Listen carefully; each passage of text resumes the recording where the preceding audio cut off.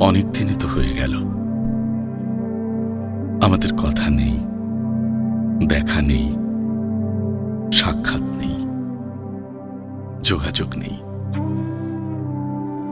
এত সব না থাকার মাঝেও যা আছে তা কেবল আমাদের স্মৃতি,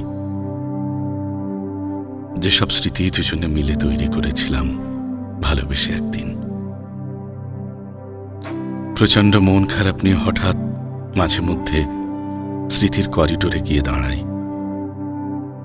ওখানে বিছানার নরম তোষকের নিচে ফেলে রাখা পুরান শপিং ব্যাগের মতো ফেলে রাখা আছে ইনবক্সের কথোপকথন, খুনসুটি, আনন্দ বেদনার নানান গল্প আর হাসি মুখের রঙিন ছবি।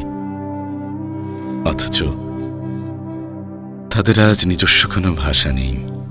যা আছে তা কেবলই ঘন ঘোর কুয়াশায় শীতের রাতের কারণহীন ফুপিয়ে ওঠা গোপন কান্না। তুমি কি জানো, আকাশে আমরা যে নক্ষত্রদের দেখতে পাই সেগুলো তাদের পুরনো অতীতের প্রতিচ্ছবি। আজকাল আমাদের স্মৃতিগুলোকে সেরকমভাবে অতীতের প্রতিচ্ছবি বলে মনে হয়। ছবিগুলো দেখলে আমি বিশ্বাস করতে পারি না এটা আমি।